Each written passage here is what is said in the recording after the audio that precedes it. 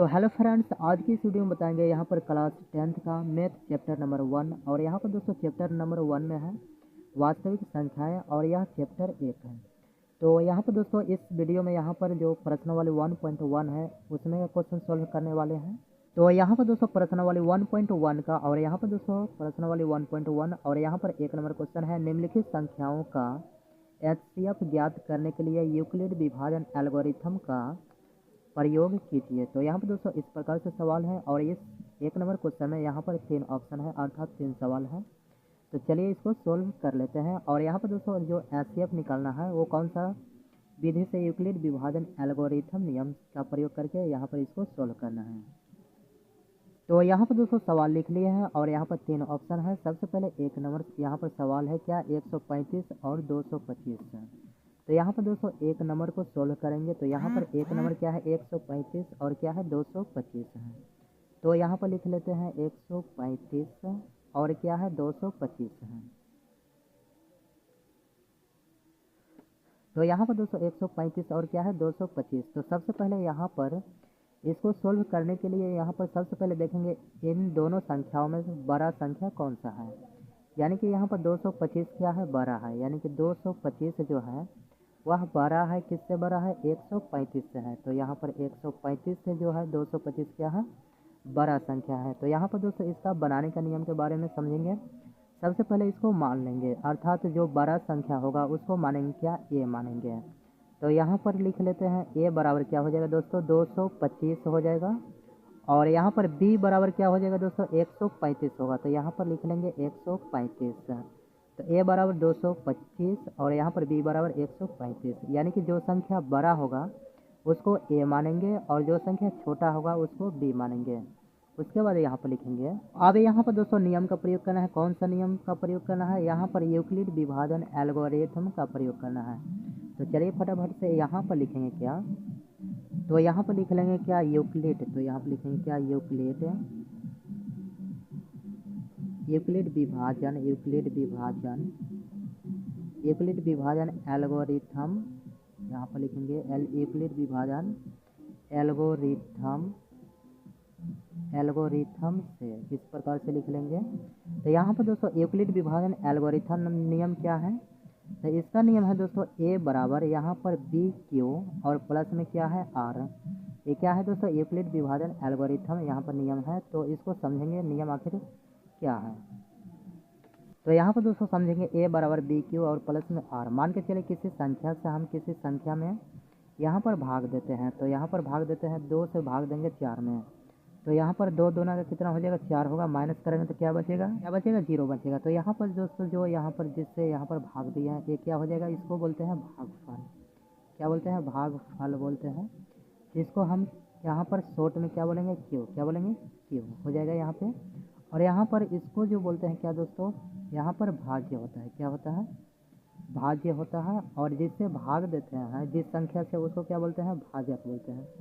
तो यहाँ पर क्या हो जाएगा दोस्तों भाजक होगा, जिसको शॉर्ट तरीके में यहाँ पर बी और यहाँ पर भाज्य को क्या बोलेंगे दोस्तों ए बोलेंगे। और यहाँ पर दोस्तों जो घट कर यहाँ पर संख्या आएगा उसको बोलते हैं क्या शेषफल बोलते हैं। तो यहाँ पर क्या हो जाएगा शेषफल अर्थात आर। तो यहाँ पर यह वाला जो है संख्या ए बराबर क्या है दोस्तों, ए बराबर बी क्यू अर्थात बी इंटू क्यू, यानी कि बी क्यू। और यहाँ पर जो शेषफल बचेगा वह क्या हो जाएगा दोस्तों आर हो जाएगा, यानी कि ए जो बराबर होगा बी क्यू अर्थात बी और क्यू जो संख्या होगा उसको गुना करके और शेषफल को ऐड कर लेंगे तो वह ए के बराबर होगा। तो इस प्रकार से ये क्या है, यही यूक्लिड विभाजन एल्गोरिथम नियम है। तो चलिए इस नियम से इसको बना लेते हैं। तो यहाँ पर सवाल है दोस्तों क्या, यहाँ पर 200, यहाँ पर 135 और क्या है 225 है। तो यहाँ पर दोस्तों निकालना क्या है एचसीएफ निकालना है। तो यहाँ पर छोटी संख्या से बड़ी संख्या में डिवाइड करेंगे अर्थात भाग देंगे। तो यहाँ पर समझेंगे दोस्तों, यहाँ पर 135 है छोटी संख्या और यहाँ पर क्या है बड़ी संख्या 225 है, यानी कि 135 से भाग देंगे किसमें देंगे 225 में देंगे। अब यहाँ पर 135 का यहाँ पर कई बार में चला जाएगा, तो यहाँ पर एक बार में चला जाएगा 135, 2 बार में लेंगे तो 270 होगा जो कि 225 से ज़्यादा है। तो यहाँ पर एक बार में क्या चला जाएगा 135 चला जाएगा। और यहाँ पर दोस्तों माइनस करेंगे तो 5 और 5 में माइनस करेंगे तो 0 होगा, और यहाँ पर 12 में 3 को घटाएंगे, यानी कि 2 में 3 घटेगा ना तो 1 हाथ चल जाएंगे तो कितना होगा 12, 12 में 3 को घटाएंगे तो कितना हो जाएगा 9 होगा, और यहाँ पर 1 और 1 बच जाएगा, तो यहाँ पर हो गया क्या 0 होगा, अर्थात कुछ नहीं बचेगा। तो यही चीज़ यहाँ पे लिखना है। क्या लिखेंगे, क्या है भैया दोस्तों, ए हो गया, और यह क्या हो गया बी, और ये क्या हो गया क्यू, और यह क्या हो गया आर हो गया, अर्थात ए क्या हो गया आर हो गया। तो यहाँ पर ए बराबर, अर्थात ए कितना है 225 है, तो यहाँ पर क्या लिखेंगे 225, यहाँ पर प्रथम चरण लिख सकते हैं, तो 225 बराबर 135, यहाँ पर लिखेंगे क्या 100, बी का मान कितना है दोस्तों 135, तो यहाँ पर लिखेंगे 135, और यहाँ पर क्यू क्या है दोस्तों 1 है, तो यानी कि 135 और इसके बीच में गुना है, तो यहाँ पर लिखेंगे 1 प्लस आर, आर क्या है दोस्तों 90 है, तो यहाँ पर लिखेंगे क्या 90 लिखेंगे। अब यहाँ पर दोस्तों यह प्रक्रिया कब तक करना है, जब तक कि जो आर है वह 0 जब तक नहीं आ जाए तब तक करना है। तो यहाँ पर आर बराबर क्या आनी चाहिए दोस्तों 0, यानी कि आर का जब वैल्यू 0 आ जाएगा तब तक यह प्रक्रिया करना है। तो यहाँ पर दोस्तों अब क्या आ गया है 90, अब यहाँ पर 90 से भाग देंगे, किस में देंगे 135 में देंगे, तो यहाँ पर लिखेंगे क्या 135 को लाएंगे यहाँ पे, यानी कि 90 से भाग देंगे जिससे पहले जो संख्या में भाग दिए थे उस संख्या में, तो यहाँ पर 135 हो गया, तो यहाँ पर कई बार में चला जाएगा, तो 90 दूना कितना हो जाएगा 180 हो जाएगा, जो कि 2 बार में अधिक होगा तो 1 ही बार में लेंगे, तो यहाँ पर कितना हो जाएगा 90 हो जाएगा। अब यहाँ पर दोस्तों माइनस करेंगे तो यहाँ पर हो जाएगा 5, और यहाँ पर 13 में 9 को घटाएंगे तो बचेगा क्या 4 बचेगा। तो फिर से यहाँ पर ए का मान कितना आ गया दोस्तों 135, तो यहाँ पर लिखेंगे क्या 135, अर्थात द्वितीय चरण में 135, और यहाँ पर बी का मान कितना, यह जो हो गया दोस्तों बी हो गया, अर्थात इससे भाग दिए हैं तो यह बी हो गया, तो बी का मान कितना है 90 है, तो यहाँ पर क्या लिखेंगे 90 गुना लिखेंगे, और यहाँ पर क्या लिखेंगे 1, क्योंकि भागफल जो आया है, भागफल जो आया है कितना आया है 1 आया, तो यहाँ पर क्या लिखेंगे 1 लिखेंगे, और प्लस आर का वैल्यू कितना है दोस्तों 45 है, तो यहाँ पर क्या लिखेंगे 45 लिखेंगे। तो यहाँ पर एक कंडीशन क्या है दोस्तों, यूक्लिड विभाजन एल्गोरिथम नियम क्या कहता है, जो जीरो है वो हमेशा आर से क्या हो, जीरो जो है वह 0 से बड़ा होगा आर, या फिर आर के बराबर होगा, और यहाँ पर बी होगा दोस्तों वो क्या होगा आर से बड़ा होगा। समझ में आ गया, ये क्या है यूक्लिड नियम कहता है क्या 0 से बड़ा होगा आर, या फिर इससे बराबर होगा, और इससे बड़ा होगा पी, तो यही नियम है यहाँ पे दोस्तों। तो यहाँ पर देखेंगे दोस्तों आर का जो वैल्यू है, अर्थात आर का जो वैल्यू है वो 0 अभी तक आर बराबर 0 नहीं आया है, तो यहाँ पर क्या करेंगे दोस्तों इसके आगे और जाएगा, तो यहाँ पर 45 से भाग देंगे किसमें 90 में, यानी कि जिससे पहले भाग दिए थे उसमें फिर से यहाँ पर जो शेष फल आएगा उसी से भाग देना है पहले वाले संख्या से, तो यहाँ पर कितना है 90, 90 में भाग देंगे 45 से, तो 2 बार में चला जाएगा, 45 दूना 90 होगा, तो यहाँ पर माइनस करेंगे तो क्या बचेगा 0 बचेगा, यानी कि आर का वैल्यू यहाँ पर देखेंगे दोस्तों 0 आ चुकी है।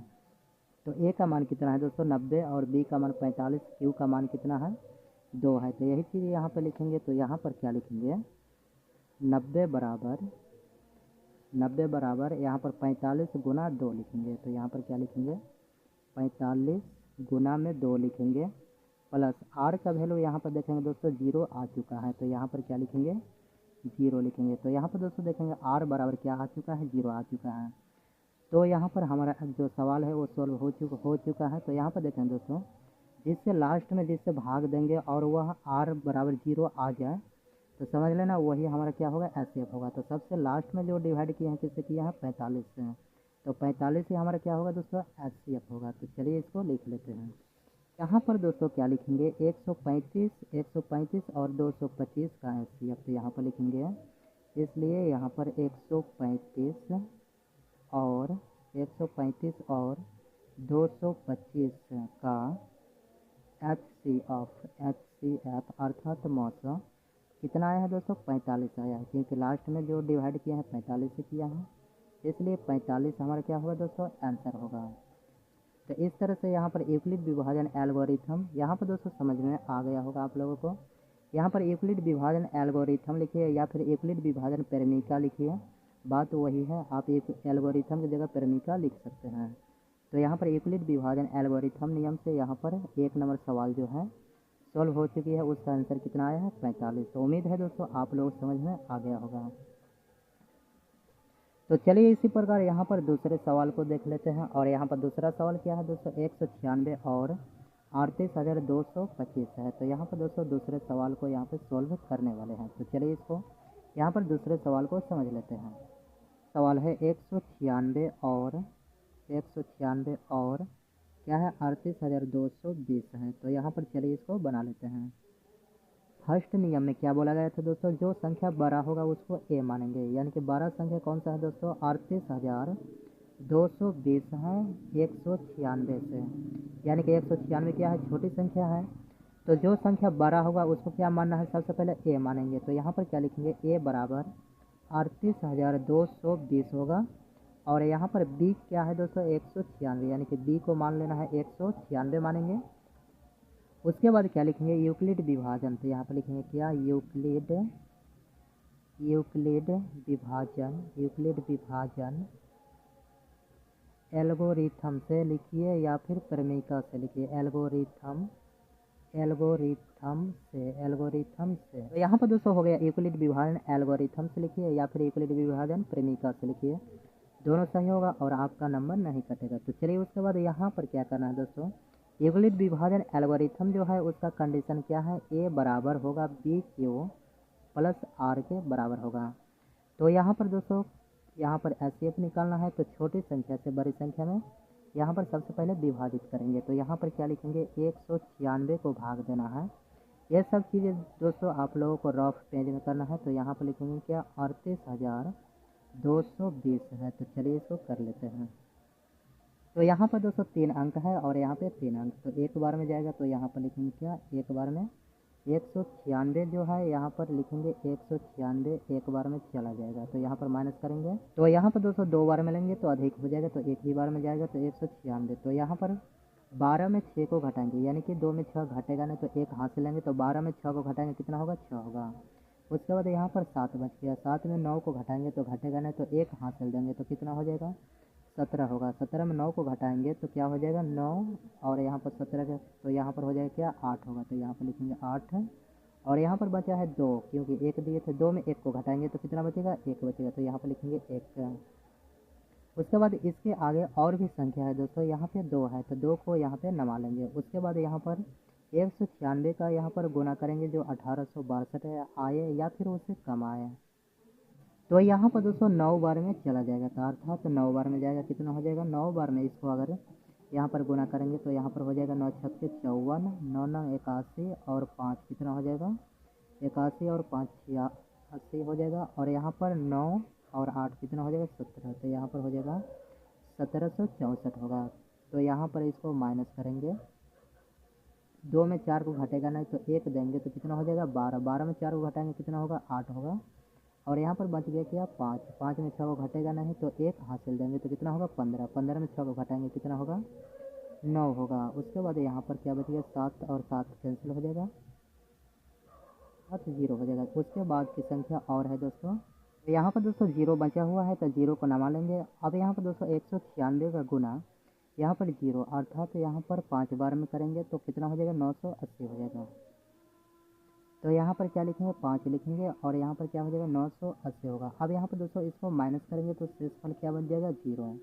तो यहाँ पर दोस्तों इसका कंडीशन क्या था, तब तक करना है जब r बराबर 0 नहीं आ जाए। तो यहाँ पर दोस्तों 0 एक ही प्रथम चरण में आ गया है।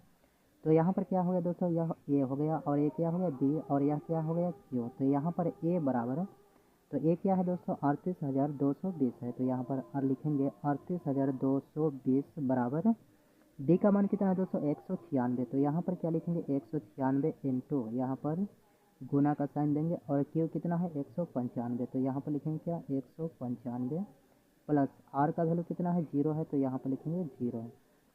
तो यहाँ पर दोस्तों इसका जो एचसीएफ प्रथम चरण में ही आ गया है। तो 196 से भाग दिए थे तो यहाँ पर 0 आ चुका है। तो यही 196 क्या हो जाएगा दोस्तों, एचसीएफ हो जाएगा।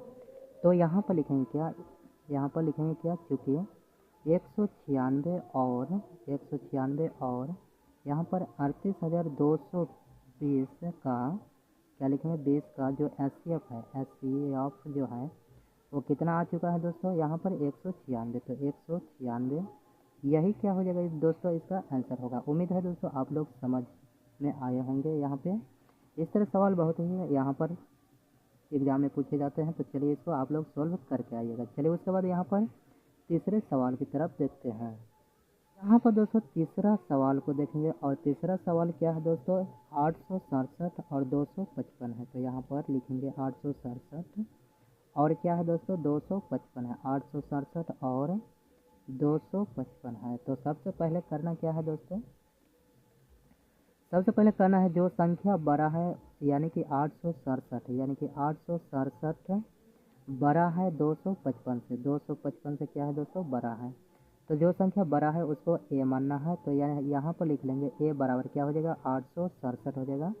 उसके बाद बी बराबर क्या होगा दोस्तों 255 हो जाएगा। तो यहाँ पर लिखेंगे 255। उसके बाद लिखेंगे यहाँ पर क्या यूक्लिड विभाजन, यहाँ पर लिखेंगे यूक्लिड विभाजन एल्गोरिथम, यहाँ पर लिखेंगे एल्गोरिथम से। यहाँ पर क्या लिखें दोस्तों यूक्लिड विभाजन एल्गोरिथम से लिख सकते हैं या फिर यूक्लिड विभाजन प्रेमिका से। ये चीज़ हम बार बार बोल रहे हैं तो यहाँ पर आप लोग लिख सकते हैं। चलिए उसके बाद क्या होगा दोस्तों, यूक्लिड विभाजन जो एल्गोरिथम है क्या बोल रहा है, ए बराबर होनी चाहिए बी क्यू प्लस आर के बराबर होनी चाहिए। तो यहाँ पर दोस्तों ए बराबर क्या होनी चाहिए बी क्यू प्लस आर के बराबर होनी चाहिए।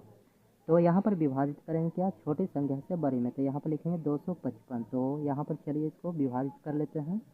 तो यहाँ पर दोस्तों 255 से विभाजित करना है कितने में 867 में। तो यहाँ पर 867 में विभाजित कर लेते हैं। तो यहाँ पर दोस्तों 3 बार में अगर जाएगा तो 3 बार में यहाँ पर चला जाएगा कितना हो जाएगा 5 या 15 हो जाएगा। फिर यहाँ पर क्या हो जाएगा 5 या 15 और 1 16 हो जाएगा। 3 दूना 6 और 1 7 अर्थात 765 होगा। तो इसको चलिए उसको माइनस करेंगे। तो यहाँ पर 7 में 5 को माइनस करेंगे तो 2 होगा और 6 में 6 को माइनस करेंगे तो क्या होगा 0 होगा। तो यहाँ पर 0 लिखेंगे। उसके बाद 8 में 7 को माइनस करेंगे तो क्या होगा 1 होगा। तो यहाँ पर लिखेंगे 1।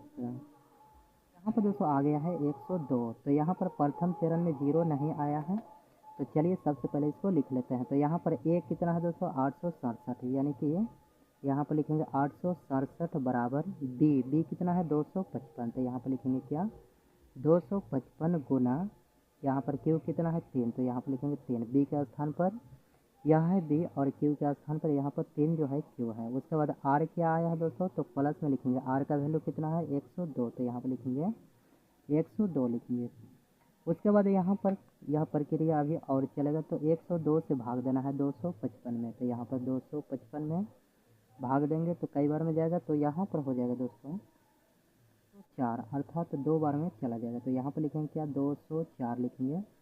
अब यहाँ पर इसको माइनस करेंगे तो 5 में 4 को माइनस करेंगे तो 1 होगा और 5 में 0 को माइनस करेंगे तो 5 होगा। तो यहाँ पर दोस्तों अभी भी इसका जो आर है अर्थात शेषफल जो है वह 0 नहीं आया है। तो चलिए यहाँ पर द्वितीय चरण में इसको लिख लेते हैं। तो द्वितीय चरण क्या है 255। तो यहाँ पर लिखेंगे क्या 255 बराबर हो जाएगा 102 यहाँ पर गुना 2। तो यहाँ पर लिखेंगे 102 गुना में 2 लिखेंगे और प्लस आर का वैल्यू कितना है 51 आया है। तो यहाँ पर लिखेंगे 51 यानी कि इसमें और अभी जाएगा। तो यहाँ पर 51 से भाग देना है, इस बार 102 में देंगे। तो यहाँ पर लिखेंगे 102। तो 51 से विभाजित 102 में करेंगे तो यहाँ पर 2 बार में क्या होगा दोस्तों चला जाएगा 102 अर्थात 2 बार में क्या हो जाएगा 102 हो जाएगा। तो यहाँ पर शेषफल क्या बचेगा 0 यानी कि 2 से 2 0 होगा। 102 में 102 को माइनस करेंगे तो क्या होगा शेषफल 0 आ जाएगा। तो जब 0 आ जाए आर का वैल्यू तो यहाँ पर हिसाब सोल्व करना क्या है यहाँ पर कंप्लीट हुआ। तो यहाँ पर ए कितना है 102 है। तो यहाँ पर क्या लिखेंगे 102 बराबर हो जाएगा 51 गुना 2। तो यहाँ पर लिखेंगे क्या 51 गुना 2 हो जाएगा प्लस आर का वैल्यू कितना है दोस्तों 0 है। तो यहाँ पर दोस्तों देखेंगे इसका एचसीएफ कितना आया है 51 आया है क्योंकि लास्ट में इससे विभाजित किए हैं।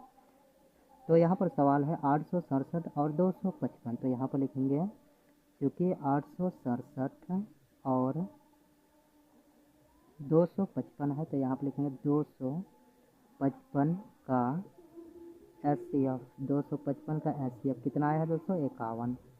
तो 51 यही क्या हो जाएगा दोस्तों इसका आंसर हो जाएगा। तो चलिए इस तरह से 1 नंबर का जो सवाल है वो कंप्लीट रूप से यहाँ पर सॉल्व हो चुका है।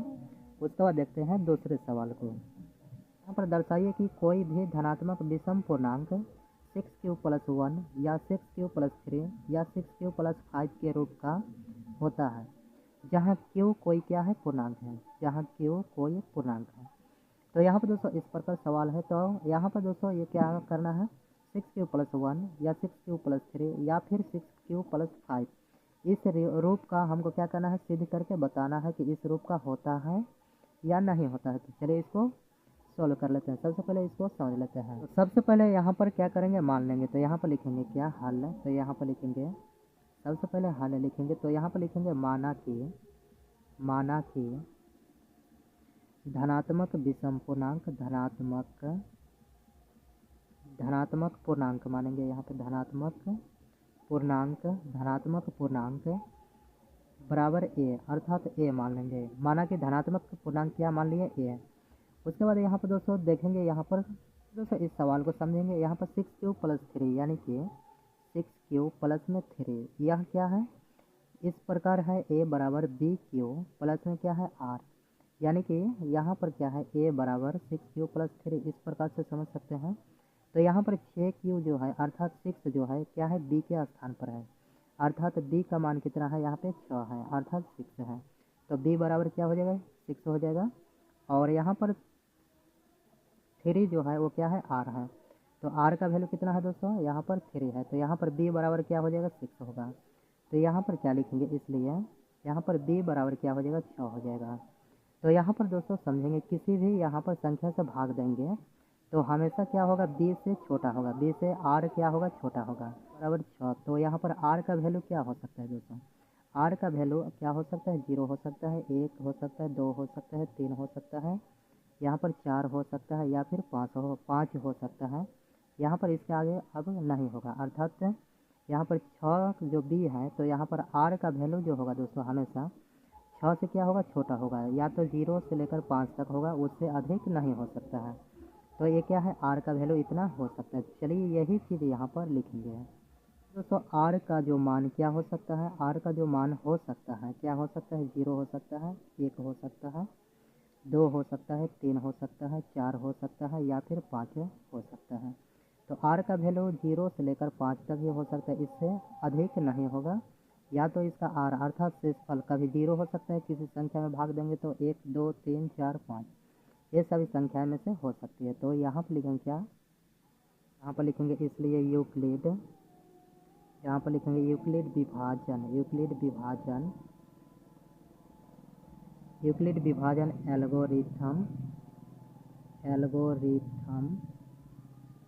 विभाजन एल्गोरिथम से। तो यहाँ पर दोस्तों यूक्लिड विभाजन एल्गोरिथम क्या बोल रहा है, ए बराबर होनी चाहिए बी क्यू प्लस में क्या होनी चाहिए, आर होनी चाहिए। तो यहाँ पर बी का मान कितना है दोस्तों, 6 है। तो यहाँ पर बी का मान कितना है, 6।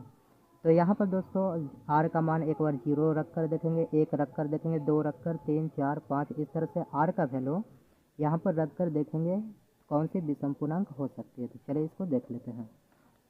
संभव मान कितना है, 0 से 5 तक। तो यहाँ पर लिखेंगे जब आर बराबर क्या होगा, आर बराबर अगर 0 रखेंगे तो क्या होगा दोस्तों, इसलिए ए बराबर बी का मान कितना है दोस्तों, 6 है। तो यहाँ पर लिखेंगे 6 क्यू प्लस आर का वैल्यू कितना है, 0 है। तो यहाँ पर दोस्तों 6 क्यू में 0 को ऐड करेंगे तो क्या होगा, यहाँ पर 6 क्यू ही होगा, अर्थात 6 क्यू होगा। तो यहाँ पर 6 क्यू हो जाएगी। चलिए उसके बाद अगर आर का वैल्यू यहाँ पर 1 रखेंगे तो क्या होगा दोस्तों, इसलिए ए बराबर क्या हो जाएगा, 6 क्यू प्लस आर का वैल्यू 1 रखेंगे हैं, तो यहाँ पर आर के मान पर 1 लिखेंगे। तो ये क्या हो जाएगा दोस्तों, यह हो जाएगा। चलिए उसके बाद आर का वैल्यू अगर 2 रखेंगे, क्या रखेंगे दोस्तों, 1 के बाद क्या है, 2 है। तो आर का वैल्यू 2 भी आ सकता है। तो 2 रखेंगे तो क्या होगा, तो ए बराबर क्या हो जाएगा, 6 क्यू प्लस में 2 हो जाएगा। यहाँ पर 6 क्यू प्लस 2 हो जाएगा। अगर आर का वैल्यू 3 रखेंगे तो क्या होगा दोस्तों, इसलिए ए बराबर हो सकता है 6 क्यू प्लस के 3 होगा। अगर आर बराबर 4 रखेंगे, आर बराबर क्या रखेंगे, 4, तो इसलिए ए बराबर क्या हो जाएगा, 6 क्यू प्लस में यहाँ पर 4 हो जाएगा। चलिए उसके बाद अगर आर बराबर 5 रखेंगे तो यहाँ पर क्या हो जाएगा, ए बराबर 6 क्यू प्लस में 5 हो सकता है, होगा, इस प्रकार से होगा। तो यहाँ पर दोस्तों देखेंगे इसमें विषम पूर्णांक क्या होती है। तो यहाँ पर विषम पूर्णांक क्या होती है दोस्तों, जो एक और यहाँ पर 2 से विभाजित पूर्णतः ना हो उसको क्या बोलते हैं, विषम पूर्णांक बोलते हैं। जैसे क्या होती है 1, 3, 5, 7, ये सभी क्या है, विषम पूर्णांक हैं। तो यहाँ पर दोस्तों देखेंगे r का वैल्यू क्या है, 1 है। यहाँ पर 6 ये क्या है, पूर्णांक है। तो यहाँ पर विषम पूर्णांक देखेंगे तो यहाँ पर 1 जो है ये क्या है, विषम है, विषम पूर्णांक है। यहाँ पर विषम संख्या है। और 3 क्या है, यहाँ पर 2 है, 2 जो है 2 से विभाजित हो जाएगी, तो इसलिए क्या है, विषम पूर्णांक नहीं है। तो यहाँ पर 3 हो जाएगा। 4 जो है दोस्तों 2 से विभाजित होगा, अर्थात ये क्या है, विषम नहीं है, सम है। अर्थात ये 5 है जो 2 से पूर्णतः विभाजित नहीं होगा, ये क्या है, विषम पूर्णांक है। तो यहाँ पर a बराबर 6 क्यूब प्लस 1, a बराबर 6 क्यूब प्लस 3, a बराबर 6 क्यूब प्लस 5, ये क्या है, विषम पूर्णांक यहाँ पर इस तरह से प्रूफ होती है। तो यहाँ पर देखेंगे दोस्तों, सवाल तो यही पूछा गया था, क्या पूछा गया था, 6 क्यूब प्लस 1 या 6 क्यूब प्लस 3 या फिर 6 क्यूब प्लस 5 के रूप का होता है। तो यहाँ पर विषम धनात्मक पूर्णांक इस प्रकार से ये प्रूव्ड होती है। तो चलिए यही चीज़ यहाँ पर लिखेंगे, क्या लिखेंगे, क्या यहाँ लिखेंगे, यहाँ क्या 6 क्यूब प्लस 1, तो यहाँ पर लिखेंगे क्या 6 क्यूब प्लस 1 या 6 क्यूब प्लस 3, यहाँ पर 6 क्यूब प्लस 3 या 6 क्यूब प्लस 3 या 6 क्यूब प्लस 5 या 6 क्यूब प्लस 5 एक धनात्मक, क्या लिखेंगे, एक धनात्मक विषम पूर्णांक, विषम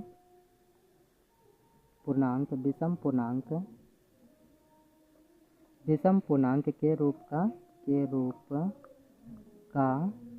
होता है। यहाँ पर लिखेंगे रूप का होता है। तो इस प्रकार से यह दूसरा सवाल भी बन चुके हैं दोस्तों। तो उम्मीद है आप लोगों को यह सवाल समझ में आया होगा। तो यहाँ पर इस प्रकार से यह सवाल समझ में आ गया होगा। तो यहाँ पर धनात्मक विषम पूर्णांक इस रूप का होता है।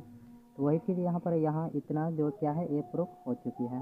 तो चलिए इस तरह से क्वेश्चन नंबर 2 भी कंप्लीट होता है। आई होप कि आप लोगों को यह वीडियो पसंद आया होगा। अगर वीडियो पसंद आया तो वीडियो को लाइक, चैनल पर नया हो तो चैनल को सब्सक्राइब कर लीजिएगा, क्योंकि इस तरह का यहाँ पर नेक्स्ट पार्ट यहाँ पर आने वाला है इस चैनल पर। तो चलिए मिलते हैं नेक्स्ट पार्ट में, तब तक के लिए जय हिंद।